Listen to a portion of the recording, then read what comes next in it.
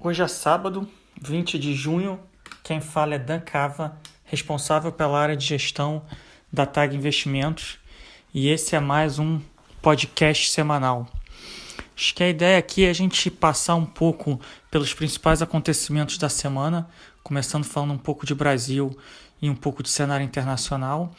E qual o cenário prospectivo em termos de cenário base e cenários alternativos.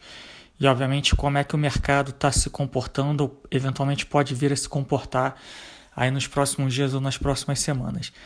Acho que duas notícias importantes de Brasil, para a gente fugir um pouco do que a gente tem falado quase que semanalmente em termos de cenário econômico, recuperação e etc. A gente teve duas informações relevantes. Uma foi a decisão da reunião do cupom do Banco Central de cortar a taxa Selic em 75 basis para 2,25, que era uma decisão em si esperada.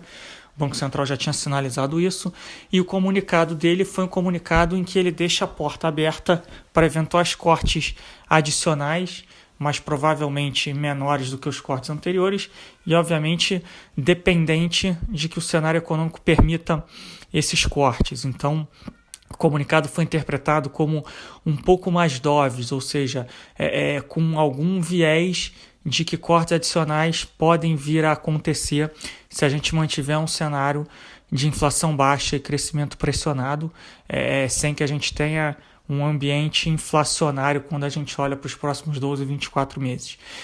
E como o mercado acredita que o cenário nos próximos meses vai ser de fato um cenário de baixa inflação e baixo crescimento, a interpretação foi que de fato possa existir espaço para novos cortes na taxa Selic. E essa taxa de juros a 2,25 ela já tem gerado há bastante tempo alguns efeitos interessantes e importantes, e que são efeitos que podem ser estruturais e não apenas cíclicos, e que não vão ser resolvidos, digamos assim, de um dia para o outro, de uma semana para outra. Então, pode ser um processo longo de ajuste do investidor local. Acho que o primeiro ponto é que o investidor já percebeu que ele vai ter que buscar, se ele visa retornos mais elevados, ele vai ter que abrir mão ou de liquidez ou de volatilidade, né? Ou de ambos, obviamente.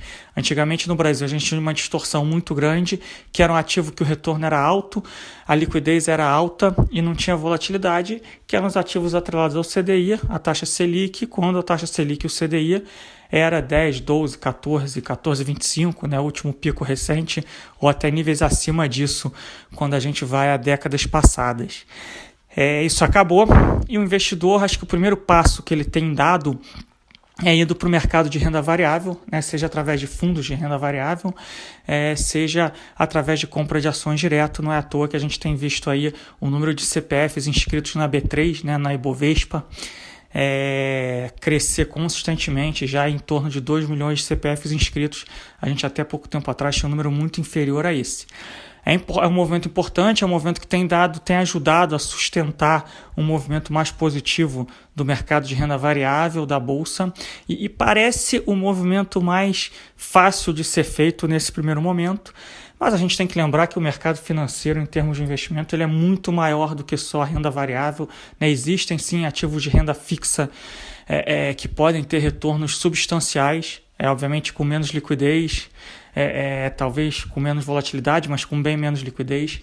Existem outros tipos de fundos que não só fundos de renda variável, né? Várias outras estratégias.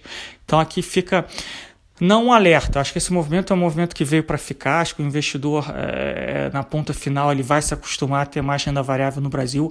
Quando a gente estuda casos de países em que a taxa de juros ficou muito baixa por muito mais tempo, isso não significa que a taxa Selic vai ficar em 2,25, ela pode voltar a subir, né? A curva longa já aponta juros de 8% daqui a 3, 4, 5 anos, mas mesmo 8% é um patamar muito baixo para o histórico do Brasil. Então é um movimento que veio para ficar, ele deve continuar. Só precisa entender que não é uma linha reta, né? A Bolsa não vai subir sempre, e as quedas, como a gente teve a queda de março, também não vão ser tão... Nem a queda vai ser rápida e acentuada, nem a volta à alta vai ser rápida e acentuada. Então, fica aqui um alerta de que a gente vai falar aqui em breve, o cenário ainda é um cenário desafiador, esse movimento ele veio para ficar e é um movimento que de fato parece mais claro, mas o ambiente de investimento no Brasil é muito maior do que esse, o mercado de capitais se desenvolveu muito nos últimos anos e vai continuar a se desenvolver.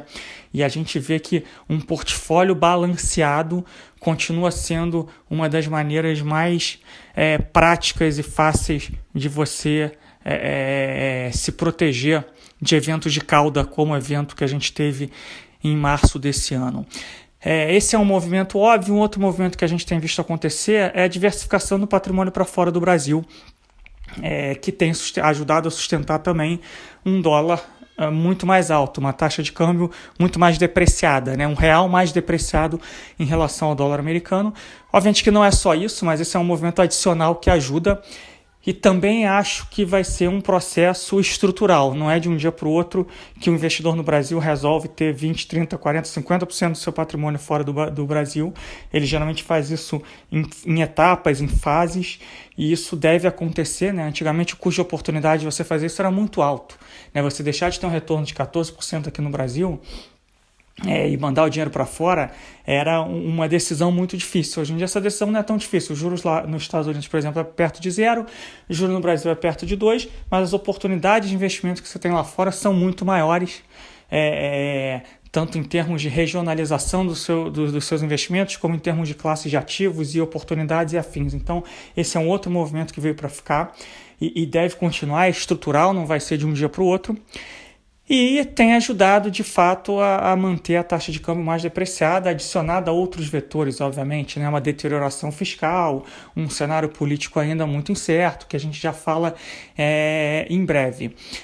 E, por fim, a gente tem o movimento da taxa de juros, da curva de juros, né? Que a gente continua vendo uma curva com a inclinação muito alta, né? As taxas curtas estão muito baixas, atreladas ali ao CDI e à Selic, né? Perto de 2, e as taxas longas muito altas, ali em alguns vértices mais lá para frente, né, em anos muito longínquos, perto de 8%, acima de 8%, mesmo nominalmente sendo um patamar muito mais baixo do que no passado, essa inclinação é uma inclinação muito alta. Isso reflete um pouco as incertezas fiscais e políticas do Brasil olhando para frente. Então a gente tem um curto prazo em que a curva está ancorada pela política monetária, mas um longo prazo que não dá para dizer que existe uma desancoragem, mas é de fato uma inclinação mais alta. Então, para a gente ter uma desinclinação dessa curva, a gente precisa ter alguma visibilidade de que o país, em algum momento após a pandemia, vai voltar para uma rota de reformas econômicas e ajustes, para a gente não entrar de novo numa dinâmica de dívida PIB alta, e que a gente sabe que isso, no médio e longo prazo, gera inflação e gera um efeito extremamente nocivo na economia. Então esse foi um dos principais eventos da semana, né? A decisão do cupom e todas as suas consequências, né? A gente viu esses movimentos ao longo da semana, são movimentos que não estão acontecendo de hoje, eles já acontecem há algum tempo, mas eles foram um pouco acelerados e olhando para frente eles podem continuar de novo, né? As tendências elas não são uniformes no sentido de que elas acontecem sempre, todo dia, toda semana, né? A gente pode ter interrupções, mas parece que são processos estruturais que podem durar vários anos e não apenas vários meses. O outro grande evento local na semana, de fato, tem a ver com o ambiente político. A gente há algum tempo tem comentado que o Brasil vive num ambiente de embate entre os três poderes, o executivo, legislativo e judiciário. O mercado ele sempre se preocupa com os riscos de cauda, né? A gente tem batido nessa tecla aqui bastante, né? Os riscos de cauda que a gente chegou a ver um aumento de probabilidade há um mês e meio atrás. Era o aumento da probabilidade do impeachment, a gente já comentou sobre isso em semanas anteriores. E um outro risco de cauda de probabilidade muito menor, que a gente nunca acreditou, a gente sempre deixou claro aqui, mas que a gente foi questionado por muitos, era a probabilidade de um golpe militar. Esses riscos de cauda, quando a probabilidade deles aumenta, o mercado se incomoda, né? E a gente tinha visto um arrefecimento desses riscos políticos, né? Principalmente porque o executivo tinha se aproximado do legislativo. Basicamente trazendo o que é chamado centrão para o entorno do governo. Então a gente teve uma amenização aí desse embate entre executivo, entre governo e entre Congresso. Isso tinha acalmado um pouco a situação, mas a gente sempre deixou claro que enquanto perdurasse esse governo, dadas as características do governo e a postura do governo e dos três poderes, que a gente ia ter que se acostumar com um ambiente de maior atrito entre os três poderes e que volta e meia a gente ia ter que lidar, conviver, ou aprender a conviver com esse tipo de atrito. E o que a gente viu acontecer essa semana foi a prisão, o pedido de prisão de um ex-funcionário, de um dos filhos do presidente, e que é acusado e está sendo investigado por algumas práticas não republicanas, digamos assim. E obviamente que o mercado não dá para dizer, esse evento foi na quinta, né? Foi logo após a decisão do cupom, então os movimentos nos ativos locais se confundem um pouco, né? O que estava reagindo a isso, o que estava reagindo ao cupom. A gente viu a bolsa bem super suportada, mas a gente viu um dólar mais alto logo no dia seguinte, a gente viu a curva de juros mais inclinada. Os movimentos se confundem um pouco, mas dá para dizer que o mercado não reagiu muito nesse primeiro momento a esse evento. Mas o que a gente vai precisar monitorar, olhando para frente, de fato, é qual o impacto disso no aumento ou não da probabilidade dos riscos de cauda. E o risco de cauda aqui, obviamente, é que se o entorno do presidente ou o presidente eventualmente vão se ver frente ou envolvidos com algumas práticas não republicanas que possam levar ao aumento da probabilidade de um processo de impeachment. Acho que esse é o ponto central, é isso que o mercado vai estar monitorando. Por enquanto isso ainda não existe, né? Obviamente a gente precisa monitorar. De novo, não estamos julgando aqui nem a prisão, nem o presidente, nem o STF, enfim, a gente tem que fazer uma análise fria da situação. O mercado vai monitorar nesse sentido, né? Olhando para frente.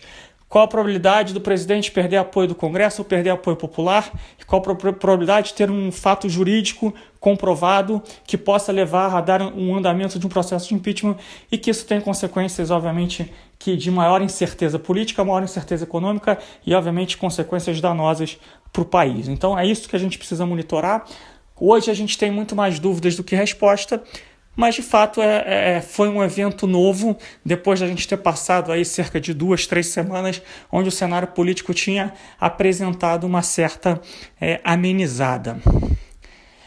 Esses foram os dois principais eventos locais, e obviamente que a gente continua monitorando os eventos internacionais, e a semana foi uma semana um pouco mais negativa nesse sentido de cenário internacional, principalmente pelos sinais que a gente tem de uma eventual segunda onda do ciclo de contágio da pandemia, ou, em alguns casos, uma primeira onda ainda estendida. Isso principalmente nos Estados Unidos, tá? O que a gente tem visto acontecer e o que afetou um pouco o humor do mercado ao longo da semana foi o aumento do número de casos de contágios em algumas localidades, alguns estados, algumas cidades, onde a gente teve uma reabertura um pouco mais cedo daquelas economias, né? Principalmente Texas, Flórida, Arizona, né? Só para citar aqui 3 desses casos. Isso culminou na sexta-feira com a Apple, uma das principais empresas americanas, anunciando que iria fechar 11 lojas em alguns desses estados. Obviamente que 11 lojas perto do tamanho da Apple, perto do tamanho dos Estados Unidos, é um número pequeno de lojas, mas a gente precisa entender as consequências disso, né? O quanto isso vai virar uma tendência dentro da Apple e para outras empresas, né? Para o varejo como um todo, para a economia como um todo, e se de novo a gente vai entrar num círculo, digamos assim, vicioso de que as economias, mesmo que pontualmente e localizadamente, vão ter que fechar. Isso, obviamente, atrasa bastante o cenário para a recuperação econômica americana e, obviamente, que pode tirar algum ímpeto dos mercados, especialmente no nível que a gente está de preço de ativos de risco, depois de uma recuperação exuberante que a gente viu nas últimas 10, 11 semanas, onde a gente viu o mercado subir basicamente em linha reta e precificar uma recuperação em V da economia global. Queria contextualizar um pouco essa questão da pandemia, etc.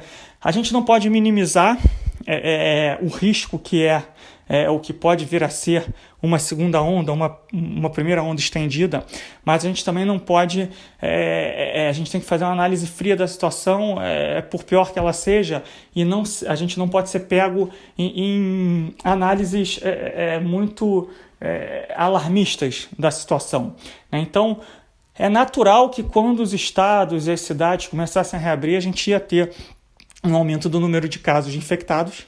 É natural. Obviamente que a gente precisa entender qual o tamanho desse aumento, qual a velocidade desse aumento, mas principalmente o quanto desse aumento está sobrecarregando o sistema de saúde daquele estado, daquela região ou daquele país.